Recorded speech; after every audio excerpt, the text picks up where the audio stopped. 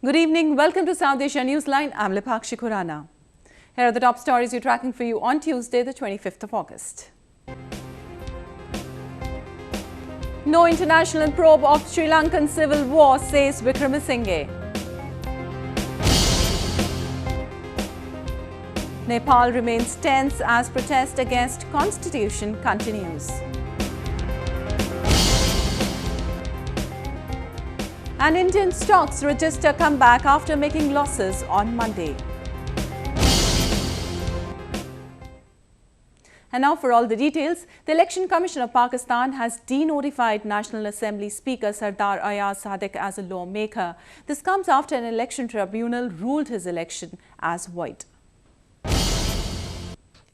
Pakistan Muslim League leader and National Assembly Speaker Sardar Ayaz Sadiq will no longer be considered as an elected lawmaker following the notification issued by Election Commission late on Monday. Following the order, PML leader Murtaza Javed Abbasi has been appointed as the new speaker. An election tribunal in eastern Lahore had over the weekend annulled his victory in the 2013 general elections in a complaint filed by Pakistan Tehreek-e-Insaf chief Imran Khan. The tribunal had also ordered a re-poll in the constituency. Sadiq had defeated Khan in the Lahore seat by over 8,000 votes in 2013. The cricketer turned politician had challenged the victory, claiming there was large-scale vote rigging in the constituency. While the PTI welcomed the tribunal's verdict, the PML said the party will file an appeal against it. There was no legal base for an international investigation into alleged human rights violation against Tamil minority in Sri Lanka. Newly appointed Prime Minister Ranil Wickremesinghe has said the island nation has been facing a UN-monitored investigation into rights abuses during the final phase of civil war with the liberation tigers of Tamil Eelam. The investigation into the issue will be a domestic one as the country is not a signatory of Rome Statute of the International Criminal Court, Prime Minister Ranil Wickremesinghe said. He has, however, promised to put in place a new domestic mechanism to probe the allegations, one which will be acceptable to all sections in Sri Lanka and the international community. He also claimed that the international community's apprehension over the domestic probe was due to a lack of confidence in the judiciary under former President Mahinda Rajapaksa. The UN had in 2014 ordered an international monitored probe into alleged war crimes committed by Lankan army in 2009 during the final phase of the civil war. According to the UN and other international organizations, up to 40,000 people, mostly Tamil civilians, were killed in the final months of the 26-year-long conflict. The then President Rajapaksa, who is often credited to ending the conflict, had rejected all allegations against the army and opposed any international probe. The Nepal government has imposed a curfew in its western region following clashes between security personnel and locals. The protest against the proposed new constitution had left at least 8 people dead on Monday. Nepal's western Kailali district remained tense on Tuesday even after security was stepped up in the region to avoid any untoward incidents. The region had witnessed deadly clashes on Monday after an anti-constitution protest turned violent. Thousands of Tharu ethnic minority members had demonstrated to demand their own separate province. The demonstrators clashed with police, leaving at least 7 officers and a minor dead. Nearly 50 others were also injured in the incident, who are being treated in various hospitals. The condition of some of them is said to be critical. Nepal has witnessed several protests in the recent weeks against the new draft constitution being discussed by the parliament, which would divide the country into 7 federal states. Minority ethnic groups claim that the new charter would give them insufficient autonomy and is discriminatory. Nepal has struggled to establish a new political system in place of a centuries-old monarchy that ended in 2008 after years of civil war between the government and Maoist insurgents. If the proposals are cleared at the Constituent Assembly, it will replace the interim constitution of 2007.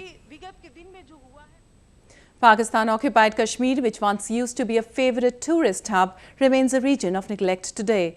The region has been for long struggling with a crumbling infrastructure. A report. Potholes, dust, stones and rainwater spilled all around. This is the sight one finds stepping out of home in Pakistan-occupied Kashmir's capital, Muzaffarabad. Poor infrastructure has crippled life here as plights go unheard. Residents claim corrupt officials are exploiting the region in the name of development. जो ठेकेदार है ना, जिनको ये ठेका देते हैं ना, वो निहायत करप्ट किस्म के लोग हैं, ऊपर वाले भी नीचे वाले भी। वो लोग काम जब करते हैं तो यहाँ पे देखने वाला कोई नहीं होता, मैनेजमेंट कोई नहीं है, किसी किस्म का कोई डिसिप्लिन नहीं है।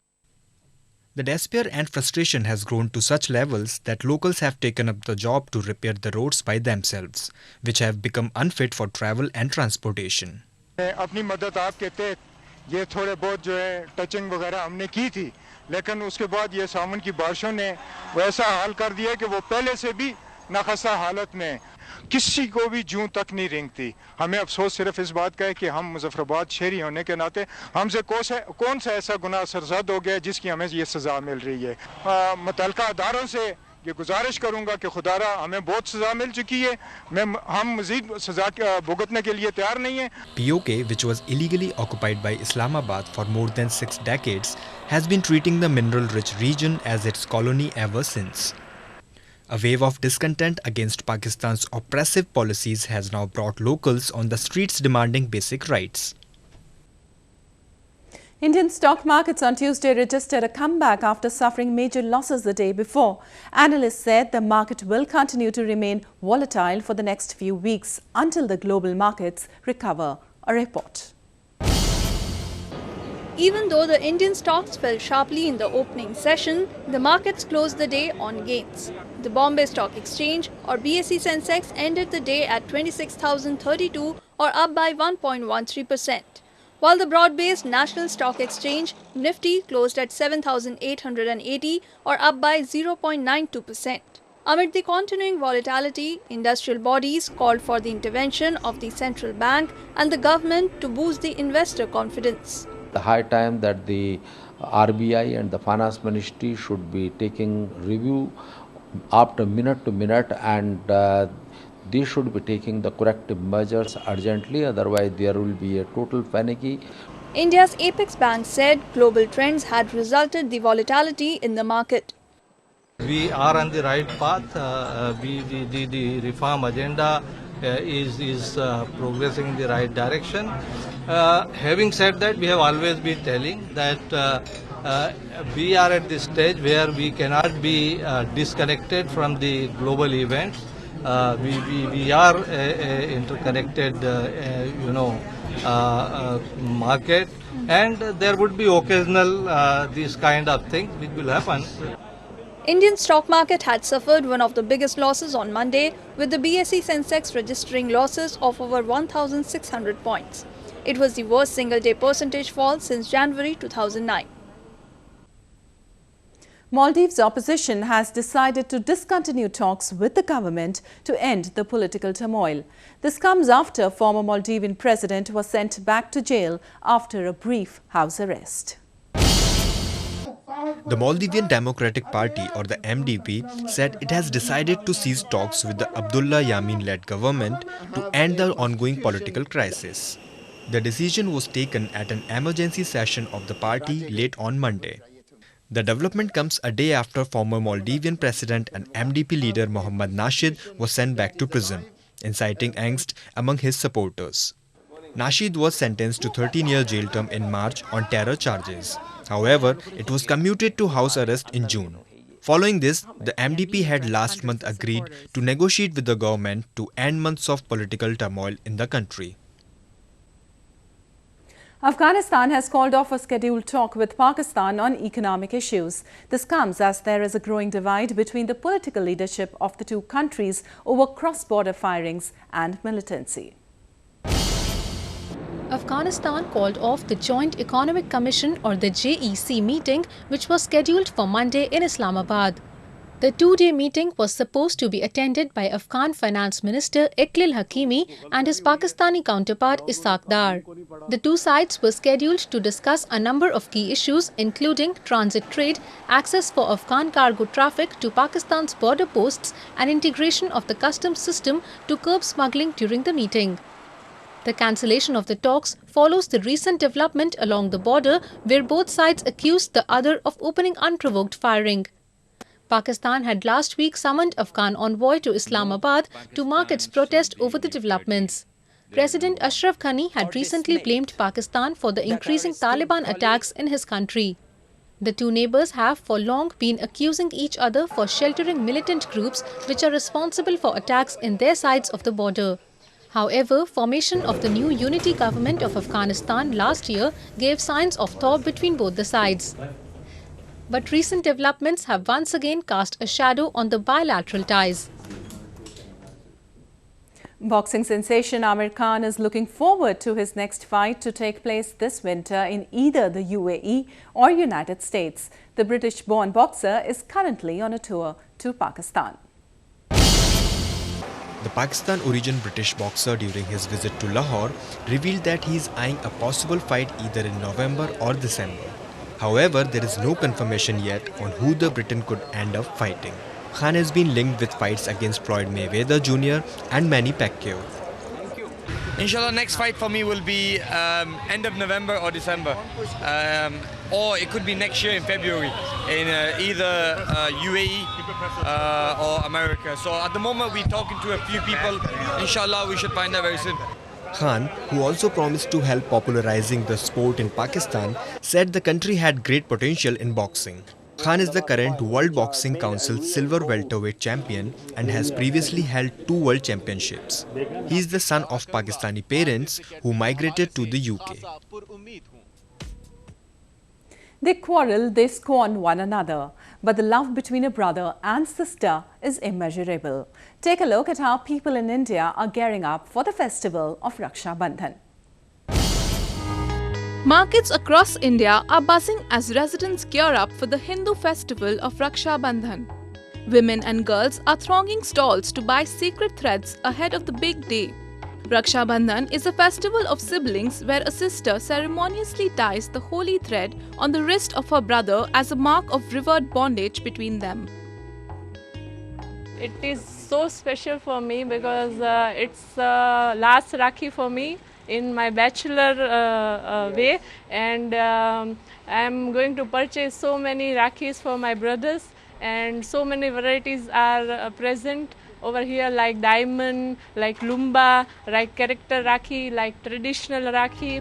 Traders, on the other hand, are making brisk business. ये साल हमारे पास राखी चंदन की जो आती है वो बहुत बढ़िया चलती है, और क्रिस्टल का पाड़ा के ऑस्ट्रेलियन क्रिस्टल की आती है. अभी झरी का बॉल है, इसमें डायमंड डाल के आता है, वो ये साल भी बहुत है. और इधर चांदी में माइक्रो करके जिसमें सब अलग अलग प्रकार का डायमंड लगाते हैं, वो भी यही है. और हमारे पास कुंदन का नंग की भी राखी है. इसी तरह की हमारे पास 3000 राखी है. In Northern Moradabad, the postal department has come up with special counters and special envelopes for people to get the sacred threads delivered safely on time to their loved ones. The initiative was welcomed by many. Indian post को तो मैं thank you बोलना चाहूँगी कि उन्होंने इतना अच्छा सा मतलब एक अच्छा आइडिया सोचा कि मतलब बहनों के लिए कि रक्षाबंधन पे वो अपने भाई को अच्छे से वाटरप्रूफ लिफाफा दे सके. Raksha Bandhan is celebrated on the full moon day of the Hindu month of Shravan in India. On the day of Raksha Bandhan, a brother promises protection to his sister from all odds and offers some cash or gifts to her.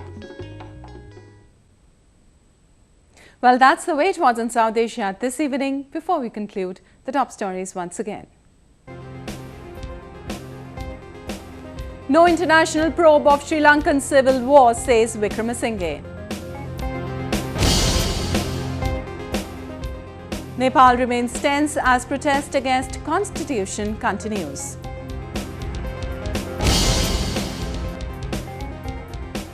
And Indian stocks register comeback after making losses on Monday.